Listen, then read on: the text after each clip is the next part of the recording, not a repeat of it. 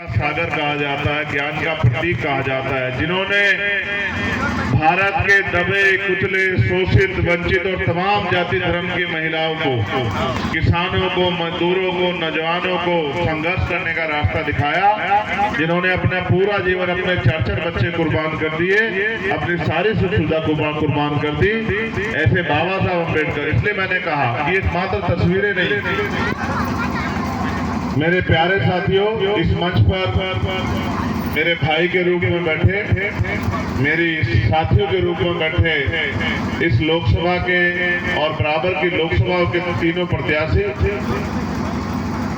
भाई राजकुमार जांगड़े जी, मैं उनके जल्दी स्वस्थ होने के लिए भी मंगल कामनाएं करता हूं, क्योंकि उन्होंने बहुत कठिन तरीके से जो है उनके साथ घटना हुई और महापुरुषों के आशीर्वाद से आज वो काफी अच्छे हैं हमारे बीच में। भीम रेजिमेंट के हमारे अध्यक्ष भाई दिनेश जी और तमाम हमारे बाकी साथी भाई नरोत्तम जी, भाई ओम प्रकाश जी, सभी जिलाध्यक्ष, प्रदेश के सभी नेतागण, हमारे प्रवक्ता जी, मैं इन सबका भी धन्यवाद करता हूँ। पहली बात तो आपको इतनी खुशी नहीं होगी मेरे आने से जितनी मुझे खुशी है धरती में आने से, क्योंकि ये वो धरती है जिनको मैं गुरु मानता हूँ, जिनको मैं आदर्श मानता हूँ। उन्होंने अपने राजनीतिक चुनावी राजनीति की शुरुआत यहीं से की थी, जांजगीर चांपा से। इस धरती पर उनका पसीना बहा है, साइकिल से गांव-गांव जाके उन्होंने जो है इस मिट्टी को सींचने का काम किया है, यहाँ क्रांति के बीज रोपने का काम किया है, यहाँ के लोगों को तैयार करने का काम किया है, बहुजन आंदोलन को बढ़ाने का काम किया है। मैं इस धरती को नमन करता हूँ। मुझे गर्व महसूस हो रहा है कि 84 से जो संघर्ष चला था जांजगीर चांपा से 2024 आ गया है। मैं अभी नगीना लोकसभा से लोकसभा का चुनाव लड़कर आया हूं और मैं आपको विश्वास दिला के कहता हूं कि माननीय काशीराम साहब का चेला होने के नाते नगीना लोकसभा हम लोग जीत रहे हैं। आपकी एक आवाज दिल्ली जा रही है और मैं आपको विश्वास दिलाता हूं, नगीना से जो परिवर्तन का आंदोलन शुरू हो रहा है, पिछली बार भी आंदोलन 89 में नगीना से शुरू हुआ था, बिजनौर से शुरू हुआ था, जब माननीय बहन जी को लोकसभा का सदस्य बना के बिजनौर के लोगों ने भेजा था। उसी धरती से इस बार वहां की जनता ने मुझे आशीर्वाद दिया है। जब 4 जून को परिणाम आएंगे तो आपको बड़ी खुशी होगी कि आपका भाई, आपका साथी, आपकी मजबूत आवाज जिस तरह से सड़कों पे मजबूती से कमजोरों की आवाज बनती थी, वो पार्लियामेंट में भी कमजोरों की मजबूत आवाज बनेगी। और जो आंधी वहां से चलेगी, मेरा विश्वास है कि आने वाले 5, 6, 7 साल में वो पूरे देश में गूंजेगी और एक नया बहुजन आंदोलन का एक नया स्वरूप तैयार होगा, जहां पहले की तरह गरीब किसान मजदूर के बेटों को भी MP MLA बनने का मौका मिलेगा, सदन में जाके गरीबों की आवाज उठाने का मौका मिलेगा, उनके जीवन में बदलाव लाने का मौका मिलेगा। आज जब मैं 3 दिन पहले भीम आर्मी के माननीय राष्ट्रीय अध्यक्ष ने मुझे आदेश दिया कि आपको छत्तीसगढ़ सभा में जाना है, छत्तीसगढ़ में हमारे स्टेट के लोगों ने लोकसभा के प्रत्याशी उतारे हैं, आपके जैसे गरीब कार्यकर्ता चुनाव लड़ रहे हैं, तो आपको जाके उनकी मदद करनी। मैं जब वहां चुनाव लड़ा तो एक वोट एक नोट के आधार पर लड़ा। मैं अपने केतली के निशान को लेकर जाता था जनता के बीच में और जनता से कहता था कि अगर आप मुझे वोट देना चाहते हैं तो मुझे कम से कम एक नोट भी दें, जिससे कि मैं इन अमीरों का मुकाबला आपकी मेहनत की कमाई से कर सकूं। और आपको जानकर बड़ी खुशी होगी कि जनता ने नोट, वोट, सपोर्ट सब कुछ दिया, क्योंकि जो काम पिछले लंबे समय से 7-8 साल से भीम आर्मी के लोगों ने किया है, उससे लोगों में बहुत विश्वास, बहुत प्यार पैदा हुआ है। उनको लगता है कि उनके आने वाले कल में और उनके जो आने वाली उम्मीदें हैं वो आजाद समाज पार्टी भीम आर्मी के जरिए पूरी होगी। सम्मानित छत्तीसगढ़ के लोगों, जब मैं छत्तीसगढ़ आता हूं तो हमारे नेता एक नारा बहुत अच्छा लगाता है कि छत्तीसगढ़िया सबले बढ़िया। तो मैं इस नारे को सुनता रहता हूं, लेकिन मेरा मन था कि मैं जांजगीर चांपा और मैं जब अपनी माओ बहनों को यहाँ बैठे देख रहा था, मैंने आते ही कहा शिकायत करके कि हमारी माएँ बहनें हमारा सम्मान है, इनको नीचे नहीं बिठाना चाहिए। लेकिन जब मैंने आपको यहाँ देखा तो मेरे मन में विश्वास भी पैदा हुआ। जब वो नारे लगाते थे जय भीम के, संविधान जिंदाबाद के, तो आपकी जो आवाज आती थी मुझे एहसास कराती थी कि आज भी माननीय काशीराम साहब का संघर्ष इस मिट्टी में है। आज भी उनकी जो एहसास है, उनकी उम्मीद इस मिट्टी में है। आओ हम लोकसभा में बात करते हैं। मैं सुबह जब आया था तो मैं इनसे पूछ रहा था कितने किलोमीटर का रास्ता। इन्होंने मुझसे कहा कि लगभग 200 किलोमीटर जाना। विश्वास करो, 200 किलोमीटर जाना है हो या 2000 किलोमीटर, तमन्ना अगर सच्ची होती तो रास्ते हजार होते हैं, तमन्ना अगर झूठी हो तो बहाने हजार होते हैं। हम भारतीय लोकतंत्र में अपनी हिस्सेदारी के लिए लड़ रहे हैं। इसलिए लड़ रहे हैं कि तमाम लोगों को हमने मौका दिया।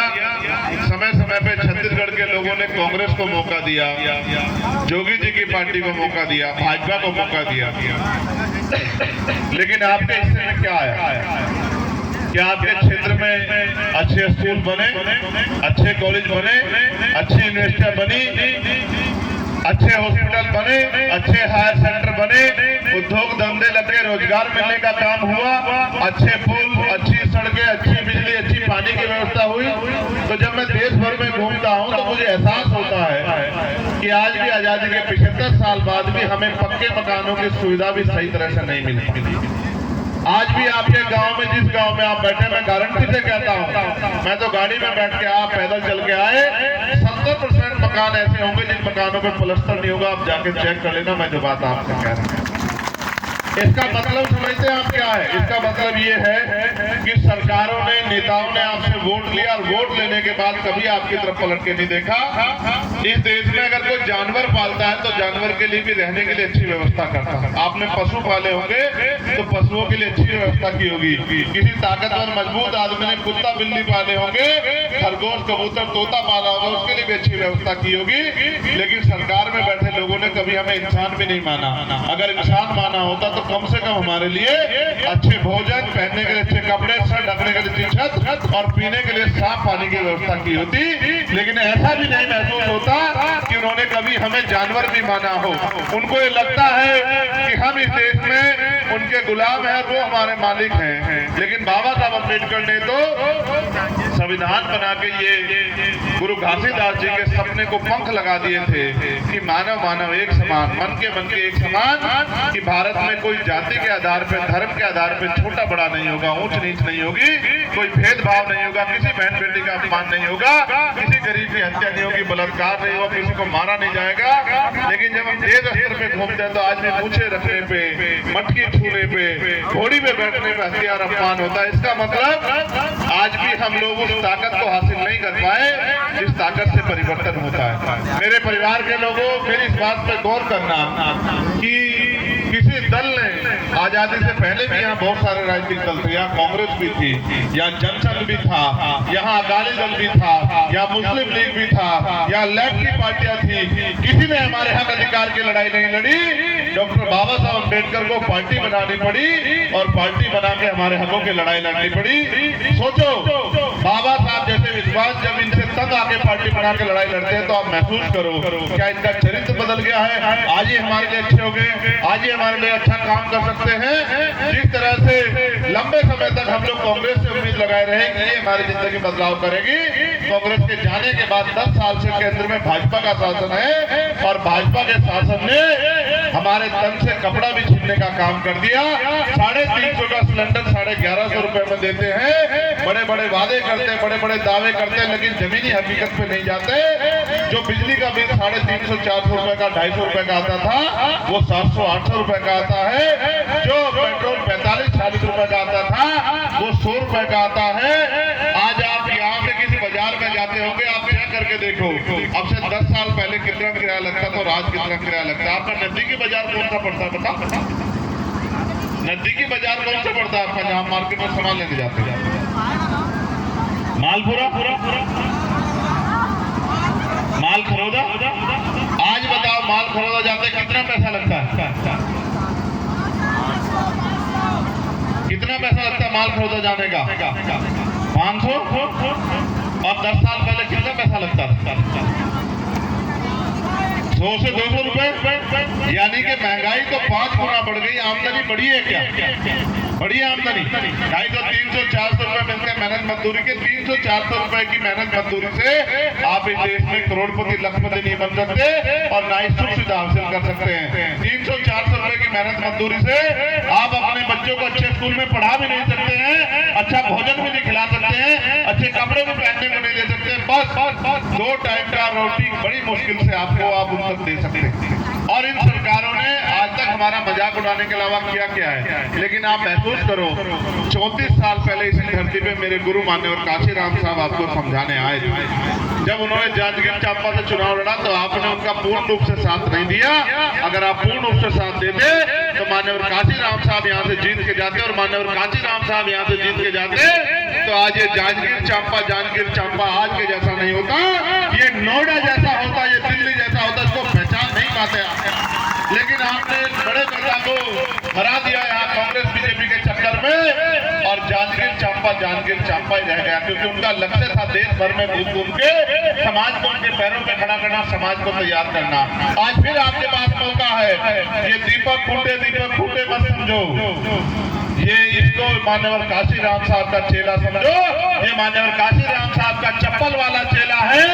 अगर आपने मान्यवर काशीराम साहब के चप्पल वाले चेले को अपना कीमती वोट देकर केतली के निशान पे कामयाब बना दिया तो ये गरीब का बेटा आपके आंसू पूछने के लिए 24 घंटे 7 दिन आपका वर्कर बन के, आपका बेटा बन के, आपका भाई बन के आपके क्षेत्र के लिए संघर्ष करने का काम करेगा। ये पढ़ा लिखा नौजवान दिल्ली में जाके आपके क्षेत्र के हक अधिकारों की लड़ाई लड़ने का काम करेगा।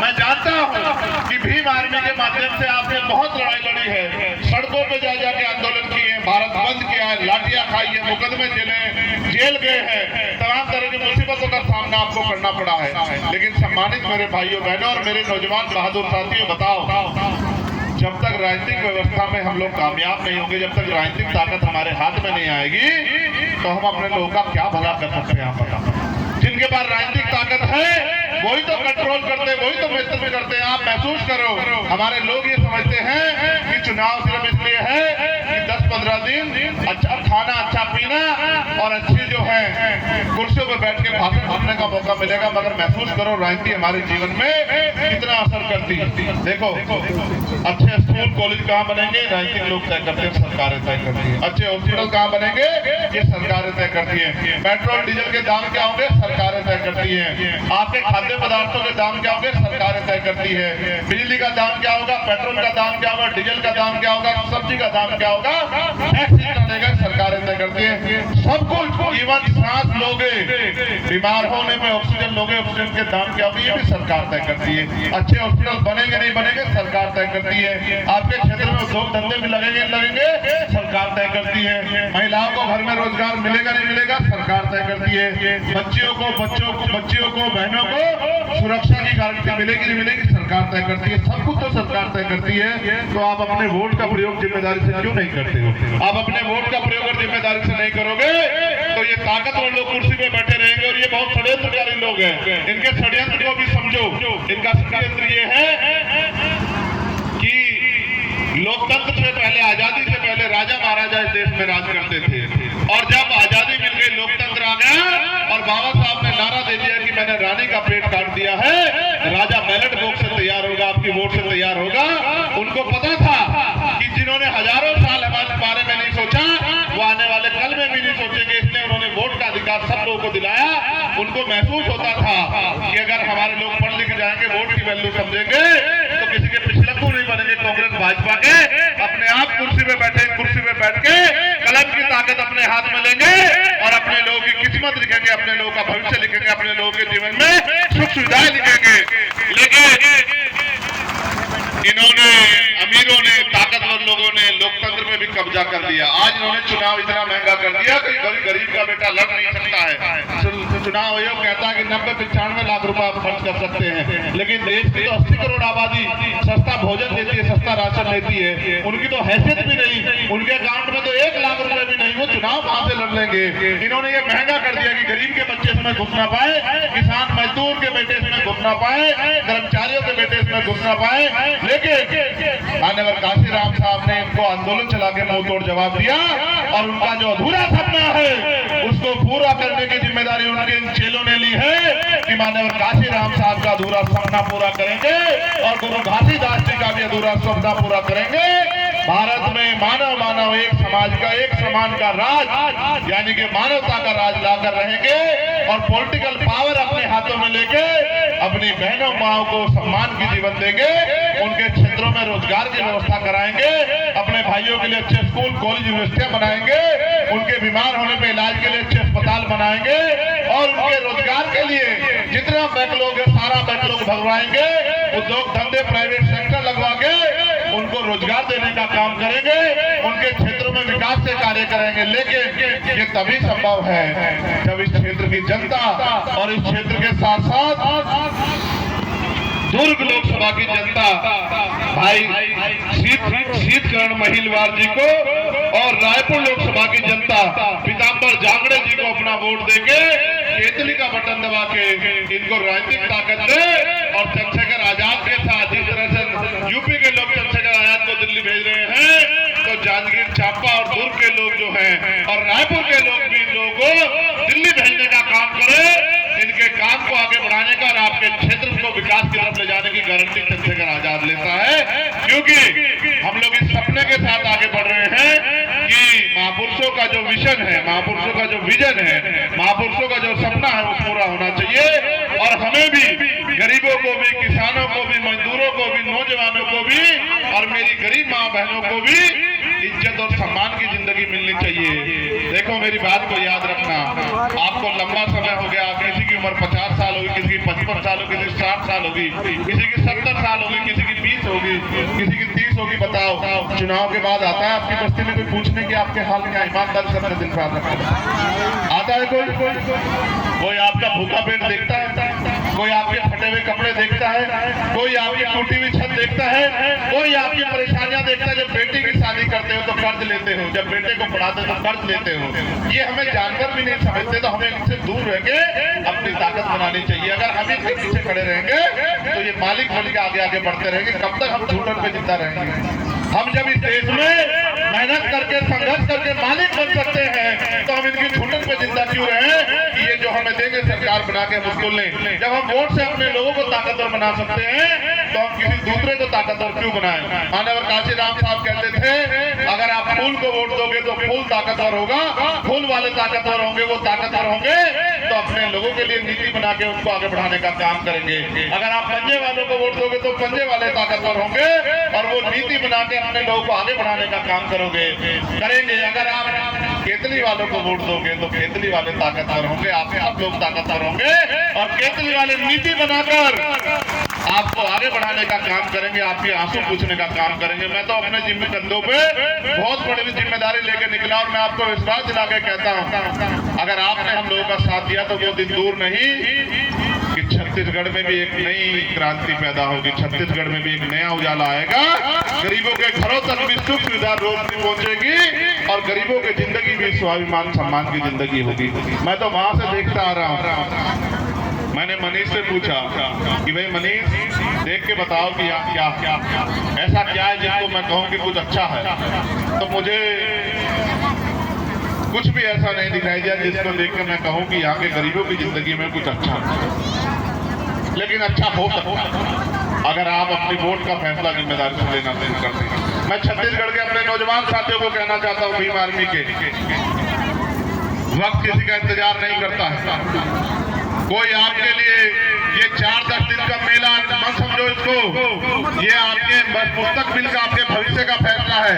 आप पे होने वाले जुल्म करने वालों की टांगे काम जाएंगे अगर आपकी राजनीतिक ताकत बन जाएगी। हमारी बहन बेटे के मार उठाने वालों की टांगे काम जाएंगी अगर आपकी राजनीतिक ताकत बन जाएगी।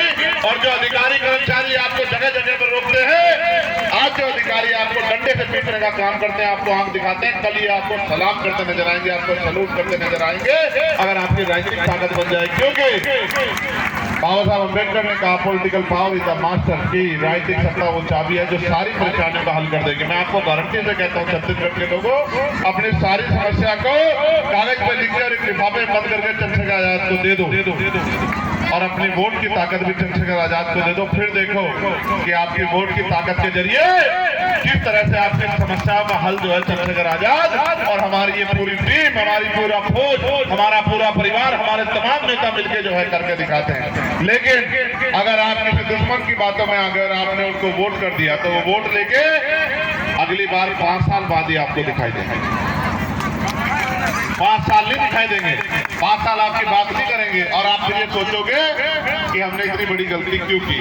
तो आजमाओगे तो वही मिलेगा जो मिलता है। इसलिए मैं आपसे अपील करता हूँ 7 तारीख को जब आप अपना वोट डालने जाएं तो एक एक वोट केतली के निशान पर डालकर केतली को कामयाब करें और मेरे भाइयों को लोकसभा में भेजने का काम करें, इनको राजनीतिक ताकत देने का काम करें।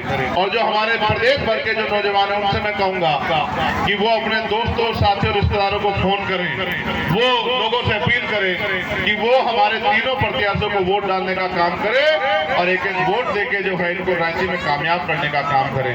आप यहाँ लंबे समय से टिके हुए हो और हमारे साथी ये कह रहे थे बार बार नारे में कि हमें भाई संविधान की रक्षा भी करनी है।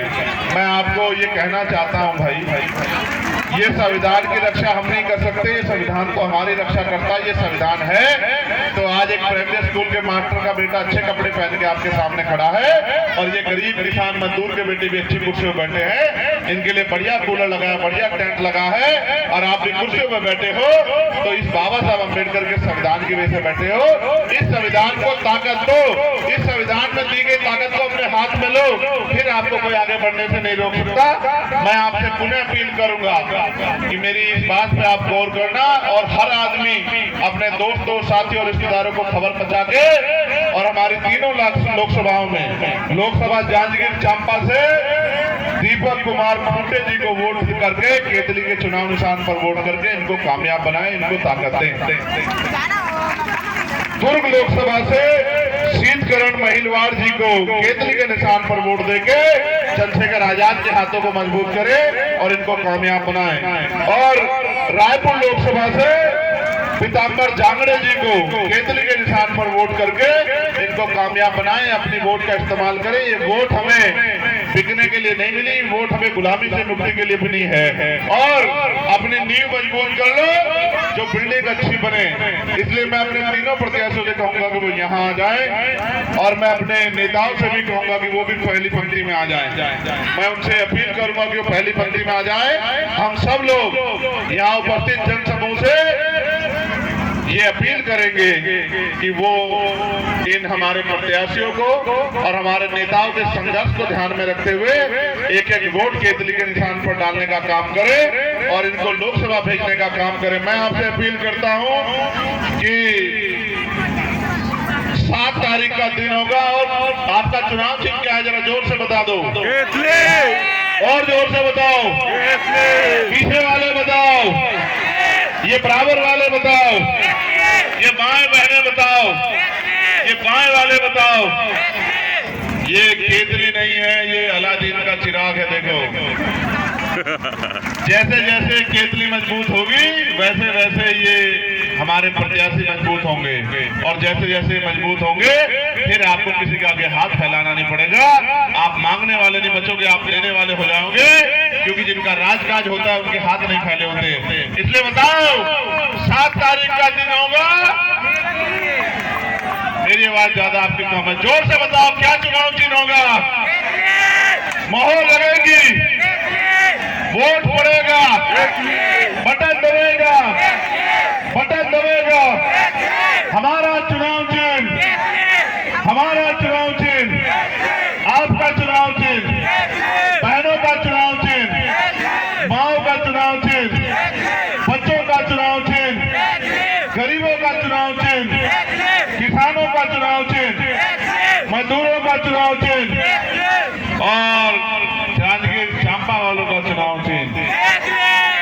माननीय काशीराम साहब के अधूरे सपनों को पंख लगाने के लिए अपने कीमती वोट को 7 तारीख को सुबह सुबह जाकर और केतली का बटन दबाकर अपने दोस्तों, साथियों, रिश्तेदारों को भी कहकर एक एक वोट केतली को देकर और मेरे हाथ और माननीय काशीराम साहब के सपनों को पंख लगा देना। बहुत बहुत धन्यवाद। जय भीम, जय भारत, जय संविधान, जय मंडल, जय जोहार। आप सब सबके लिए मंगल कामनाएं। देखो महसूस करो, इतना बड़ा आदिवासी समाज लेकिन अपने जल जंगल जमीन के हक भी नहीं बचा रहा। क्यों? क्योंकि राजनीति में ताकतवर नहीं है। आप ऐसे मत हो जाना।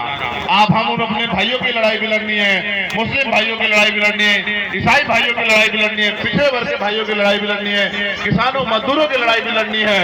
और दोनों हाथ ऐसे उठाओ मेरे साथ, ऐसे दोनों हाथ उठाओ। सब लोग खड़े हो जाओ अपनी अपनी जगह पर, दोनों हाथ उठा लो। ऐसे सब लोग अपनी अपनी जगह पे खड़े जाओ और दोनों हाथ उठा लो।